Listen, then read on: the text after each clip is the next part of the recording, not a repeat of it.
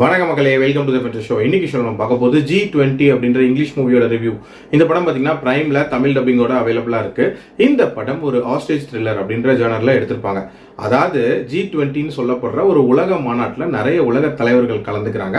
அங்க தீவிரவாதிகள் பூந்து அவங்கள ஆஸ்ட்ரேஜஸா பிடிச்சி வைக்கிறாங்க. நம்ம ஹீரோயினை பொறுத்த வரைக்கும் யூஎஸ் பிரசிடென்ட்டா இதுல இருப்பாங்க. விவசாயிகளின் நலனுக்காக டிஜிட்டல் கரன்சி அப்படின்ற ஒரு விஷயத்தை லான்ச் பண்ண ட்ரை பண்றாங்க.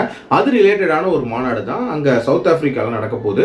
உலக தலைவர்கள் எல்லாம் அங்க கலந்துக்கிறாங்க. நம்ம ஹீரோயின் ஃபேமிலியோடையும் அங்க போயிருப்பாங்க. அந்த டைம்ல தான் நம்ம வில்லன் செக்யூரிட்டி கார்டு மாதிரி வந்து தன்னோட கேங்கோட சேர்ந்து அவங்க எல்லாரையும் ஆஸ்ட்ரேஜஸா பிடிச்சி வைக்கிறான். அண்ட் அங்க இருக்கிறவங்களுக்கு என்ன ஆகுது, அவனுக்கான பர்பஸ் என்ன, டுவர்ட்ஸ் எண்ட் அவங்க எல்லாம் காப்பாத்தினாங்களா அப்படின்றது தான் இந்த படத்தோட கதை. இதே கதை களத்துல ஆயிரக்கணக்கில் படங்கள் வந்திருக்கு அப்படின்னு சொல்லலாம். என்ன ஒண்ணு, அந்த மாநாடு அப்படின்ற ஒரு விஷயம் மட்டும் கொஞ்சம் புதுசா இருந்துச்சு.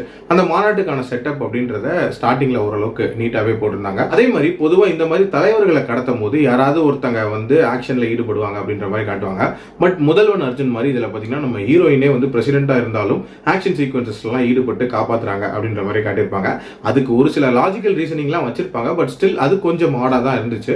மற்றபடி பார்த்தீங்கன்னா இந்த படத்தில் இந்த ஹீரோயினோட ஃபேமிலி இஷ்யூஸ் அப்படின்றதெல்லாம் ஓரளவுக்கு ஒர்க் அவுட் ஆயிருந்துச்சு. அதாவது தன்னோட பொண்ணு தன்னோட பேரை கெடுக்கிற மாதிரி சில விஷயங்கள் பண்ணுவான்ற மாதிரி சில காட்சிகள் காட்டியிருப்பாங்க. அதே மாதிரி ஆக்ஷன் சீக்வன்சஸ் அப்படின்றதெல்லாம் ஓரளவுக்கு ஓகே. பட் வில்லன் கேரக்டரை பொறுத்த வரைக்கும் வில்லனிசம் ஓகேவா தான் இருந்துச்சு. பட் ஸ்டில் அந்த வில்லனோட டிசைன் ரொட்டீனான ஒரு வில்லன் மாதிரி தான் இருந்துச்சு. அதாவது முன்னாடி மிலிட்டரியில இருந்திருப்பாரு, ஏதோ ஒரு பிரச்சனைனால வந்து வில்லனா மாறி இருப்பாருங்கிற அதே கதையை தான் இதுல சொல்லியிருப்பாங்க.